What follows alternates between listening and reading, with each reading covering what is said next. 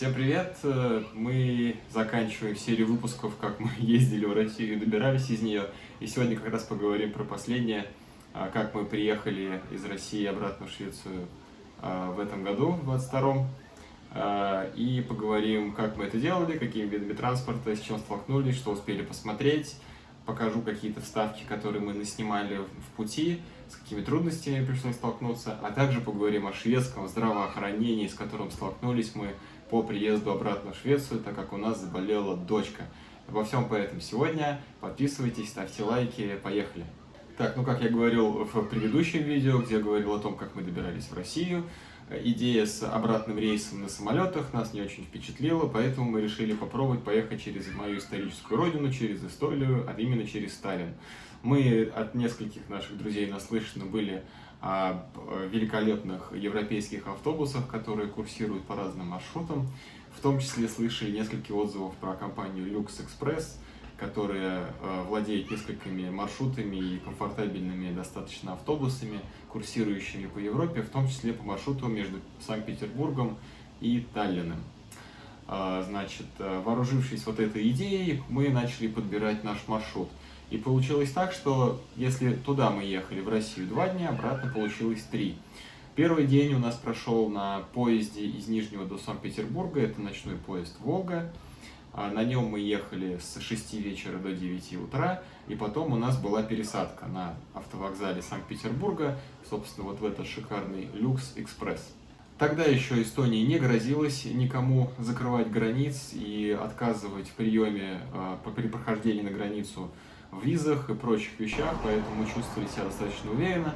К тому же супруга получила для въезда обратно в Швецию шенген от Швеции, и в принципе никаких препятствий быть не должно. Мы достаточно уверенно себя чувствовали в плане документов. Так вот, в Питере мы тусили несколько часов, поэтому мы сдали багаж в камеру хранения в Петербурге. Там на центральном московском вокзале на цоколе есть огромное количество всяких кабинок, куда ты можешь положить самые огромные даже чемоданы, влезут в камеру хранения. Стоило нам это что-то вроде 450 рублей за 6 часов за аренду одной ячейки. Вот, мы арендовали, по-моему, штуки 4, потому что с нами была куча багажа. У нас даже Тимофей вместе с нами вез наши чемоданы, потому что мы как бы финализировали наш переезд в Швецию и старались по максимуму привезти вещей, которые нам здесь понадобятся. А за первый переезд, так скажем, за зимний мы привезли не так много, только на первое время, держа в уме летнюю поездку в Россию. Так вот, в Петербурге мы побыли несколько часов, погуляли, по большому счету только по Невскому проспекту, заглянули в наш любимый летний сад, насладились его прохладой в жаркий ясный день. Не хочется говорить в последний раз, но чувствовалось именно так. Посидели, поностальгировали о поездке в 2021 году в Питер в июле, вспомнили, как было хорошо, как было вкусно и мирно, самое главное. Вот. И погуляв, значит, по Петербургу, отправились на автовокзал, на наш любимый Lux Express автобус. Приехал он не по расписанию, за, наверное, дней 10 до нашей поездки до Питера мы получили письмо о том, что в связи с какими-то там причинами, я уже даже не помню, мы переносим, значит, вашу поездку с часу дня на 4 вечера. То есть мы хотели приехать в гостиницу в Таллин, автобус идет примерно плюс-минус 6-7 часов по их расписанию. Мы планировали приехать к вечеру, отужинать и отдохнуть нормально, и погулять, может быть, даже вечером. Но получилось, мы только в 4 вечера выехали из Петербурга на этом самом автобусе. Мы выбрали самый комфортабельный автобус с сидениями а-ля VIP. Там, значит, и сидушки такие мягенькие, откидные, и место побольше для ног. В общем, дети и мы были довольны автобусом в целом. И если бы наша поездка длилась действительно, как заявлено по расписанию, 6-7 часов, было бы абсолютно комфортно и супер. Но есть огромные минусы, с которыми мы столкнулись. Первое, у нас было дофига багажа, а значит, при каждой таможне, при каждом прохождении таможни сначала в России, потом в Эстонии, мы вынуждены были все со своим барахлом выходить из автобуса, выгружать его снизу там этого автобуса, проходить сначала на российской границе все эти сканеры и прочую фигню, показывать свои документы, получать эти штампы, потом опять все грузить в автобус, потом стоять в пробке Значит, наверное, часа полтора мы стояли в пробке между российской границей и эстонской границей, потому что был большой поток людей из-за того, что Эстония в скором времени планировала отменить выданные ею визы для россиян. И, видимо, народ ломанулся, я не знаю, с чем еще может быть связано такие пробки. Автобусы, по идее, имели приоритет, но и автобусов было дофига. Даже я смотрел предварительно, когда расписание маршрутов из Питера в Таллин, их было, наверное, раза в 3 меньше, чем я увидел потом в тот день, пока мы стояли в пробке. Значит, на эстонской таможне мы повторили то же самое упражнение, опять вытащили все свои чемоданы, все свое барахло, с ним прошли сквозь все паспортные контроли, досмотры и прочие вещи, опять все погрузили в автобус. Только отъехали немножечко уже по территории Эстонии, и тут, значит, автобус останавливается и говорит: ребята, перекур. И автобус опять снова выходит, и 5 минут, там буквально 5-10 минут курит, потому что все были в нервном напряжении, выходить курить там еще просто из автобуса было нельзя, народ там, видимо, тоже был и курящий, и все, и, в общем, минут 10 мы еще постояли, пока народ просто выдохнул, успокоился, написал родственникам, что наконец-то успешно прошел контроли все, и все благополучно завершилось. Кстати, у нас в автобусе не было ни одного рейса, не было ни одного пассажира, которому по каким-то причинам отказали в прохождении границы. Слышали мы много историй, кто-то ехал в свой дом в Испании, кто-то ехал в Латвию, кто-то ехал в Литву через Эстонию, но заезжал из России через Эстонию. В общем, у всех свои истории.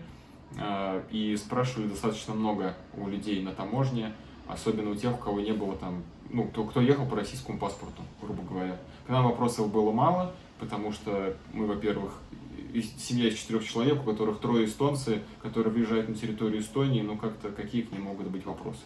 Поэтому нас так просто спросили, что, как, куда, а супруга, как она при вас, ну и все, и давайте успехов. В этом автобусе, в Люкс-экспрессе, там есть такая стоечка, где вы можете налить какой-нибудь напиток из кофемашины, там всякие кофе с молоком, шоколад, просто чай, еще что-то, сахар, не сахар, все вот это было.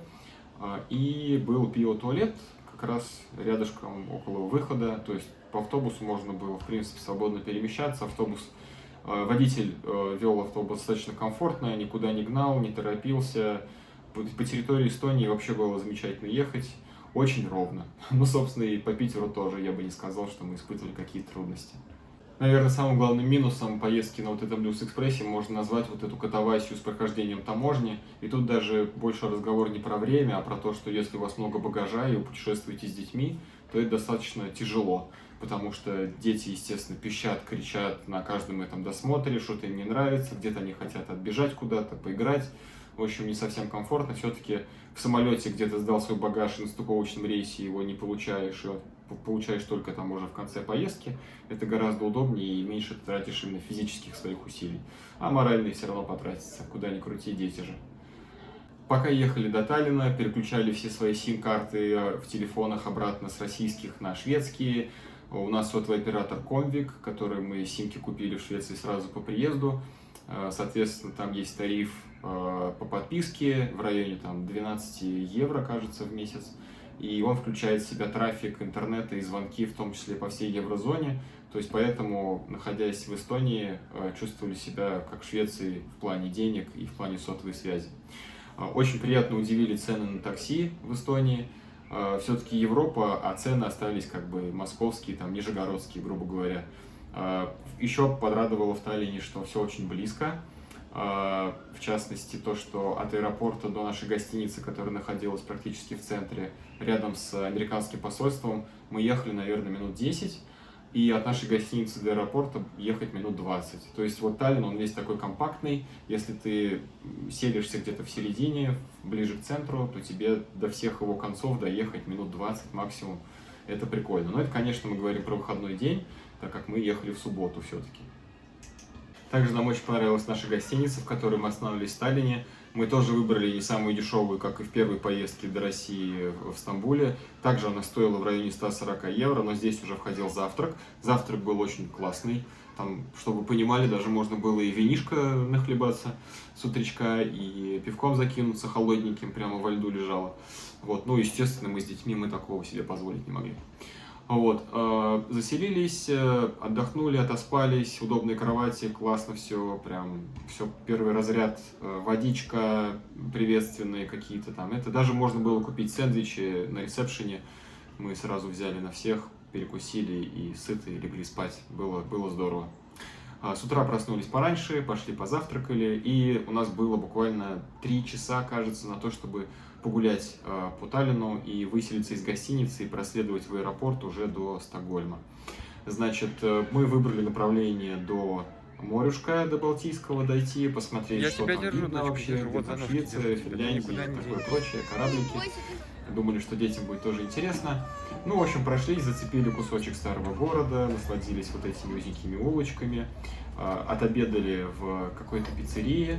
Кстати, очень вкусно было, такая пицца с хамоном, вместо вот этих вот, знаете, студенческая пицца с колбасой, такой жирком. Вот, такой не было, был прям настоящий хамон. Очень классное, вкусное, прям место тоже оставлю в ссылке в описании, очень классно было, рядом с гостиницей. Вот, погуляли, пообщались с местными таксистами, перемещаться старались на такси, потому что было мало времени. Таксист нам устроил такую некую обзорную экскурсию, показал там местный паром, который, я так понял, правительство Эстонии арендовало или выкупило, или что-то, наверное, арендовало у собственника, у организатора пассажирских перевозок на паромах для беженцев с Украины. Как он рассказал, что их там разместили порядка нескольких тысяч человек, я точно не помню цифры. Вот, и их там кормят, предоставляют кров вот на этом пароме, но есть один огромный минус: никого не пускают на территории Эстонии. Как бы и тут такое двоякое чувство. С одной стороны, людям дали кров, дали безопасность, еду, там, постираться и так далее, но при этом им не разрешают покидать территорию парома, и они себя чувствуют какими-то такими изгоями, что ли. Ну, в общем, трудно все это и слушать, и как-то осознавать. Печальная история. Но вроде как я почитал потом, что пишут в СМИ в эстонских, вроде как есть люди, которые действительно довольны с Украины тем, что Эстония предоставила такую возможность, и они находятся, грубо говоря, в безопасности хотя бы, могут спокойно питаться и смотреть как-то, что в жизни дальше им делать, как устраиваться. Потому что, как я понял, как только они находят какое-то место работы в Эстонии, им оформляют документы, и сразу они могут с этого парома сойти, доказав, как бы, видимо, что они могут себя обеспечивать, что они не будут там заниматься непотребствами какими-то на территории страны. Но давайте все-таки о позитивных вещах все-таки поговорим. Нам очень понравился аэропорт Таллина, там было много активностей для детей, очень быстрый был досмотр, паспортный контроль, нет, его не было, потому что мы же летели по еврозоне, и это опять же очень круто. Вообще, первый раз мы в этот раз летели таким образом, что самолет прилетает к конкретному гейту, из этого гейта, прямо из него выходят люди сразу в duty-free зону, потому что они прилетели из Швеции, и самолет после этого там чистят, моют, как-то готовят, и мы заходим в этот же гейт, откуда выходили эти люди, уже на посадку.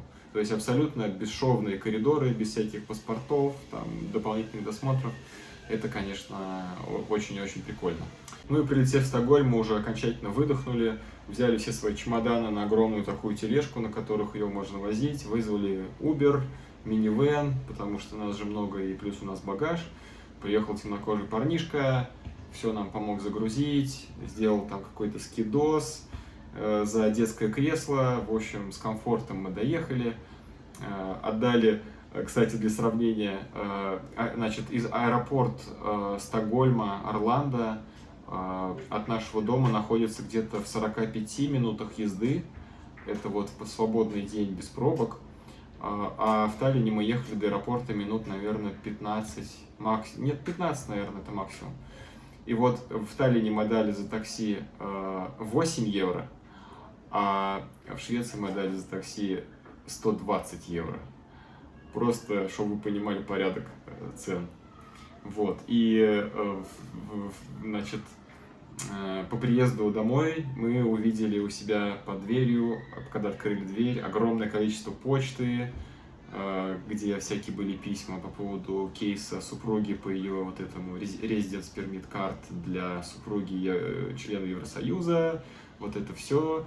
Там была куча всякой переписки, которые не дублировали зачем-то, которая была в электронном виде между нами и нашими там адвокатами от моей компании. Они дублировали все к нам в дверь, и у нас была такая пачка вместе с рекламой, которую мы потом еще в течение вечера перебирали и понимали, что к чему, где нам чего еще нужно оплатить и такие вещи. В общем, было прикольно, и это осталось в приятных воспоминаниях. Вот. Ну, в общем, продолжаем обустраивать и продолжать свою рутину в Стокгольме. Сын скоро идет в школу, дочка в новый садик. Будем ходить, наверное, еще по музеям, встречаться с друзьями, с местными товарищами, с кем-нибудь еще знакомиться. Если вы приехали недавно в Стокгольм, напишите, может, как-нибудь пересечемся. Так, ну и что у нас вышло с здравоохранением, со шведским? В общем, приехали мы, Милана, видимо, наша маленькая, нагрызли где-то грязных рук в поездах, в самолетах, там, я не знаю, везде. И мы словили что-то похожее на кишечный грипп, тот самый ротавирус злополучный. Значит, как мы решали этот вопрос здесь? В первый же вечер, когда это случилось, мы никуда не звонили, как-то все тут местными силами разгребали, что тут происходило, сбивали температуру, которая была там в коридоре там 39-40, вот такого масштаба. Вот. На следующий день вечером я позвонил 1177, это такая служба в Швеции, которая, значит, помогает, консультирует по всем вопросам здравоохранения перед тем, как вы поедете в больницу к доктору. Это, даже не знаю, в России такого аналога точно нет, потому что в России обычно в таких случаях звонят диспетчеру в скорую и говорят, пусть к нам приедет врач на скорой. Вот здесь такого формата нет, здесь ты должен приехать к врачу. Вот, 1177 нам послушали наши симптомы, записали это сразу по ее личному номеру в карточку в ее какую-то онлайн, которая хранится у них для, видимо, какой-то отслеживания истории болезни или общих каких-то сведений для врача в будущем, я точно не знаю. Значит, и нам дали рекомендацию, прислали смс-кой, куда нам нужно поехать до 10 вечера, время было часов 7. Мы посмотрели по карте, у нас машины в Швеции нет, нам ехать на общественном транспорте, ну, примерно минут 30-40. Вот, и это находится далековато, и отзывы, там, я не знаю, 70 отзывов, общий рейтинг 1,2. Ну, то есть абсолютно какое-то учреждение, не внушающее доверие. Мы решили, что мы не поедем, вроде мы все делаем правильно, там, поем, проветриваем, увлажняем, там, все вот эти вот по-комаровскому, грубо говоря, вещи. Наступил второй день вот сегодня, снова решили позвонить 1177, позвонили, рассказали, как наша ситуация изменилась, и спросили, а может быть нам можно вот в нашу местную, вот здесь, поликлинику, больничку сходить, где у нас Милана на учете стоит, прививки делает и прочее. Сейчас же все-таки не вечер, там, а день, 3 часа, там, а там до 5, может быть, как-то можно. На что нам сказали, так, идея, конечно, здравая, но давайте пройдемся по списку, что у вас изменилось там со вчерашнего дня. И опять начинаются вопросы, а вот это, вот здесь. У нас на самом деле улучшение общего состояния там было, поэтому мы не стали и репениться, и бежать там по врачам. Но получается так, что система устроена таким образом, что она постоянно тебя говорит, так, стоп, ты собрался к врачу? Погоди, давай разберемся. Отвечай на наши вопросы, а мы тебя скоординируем.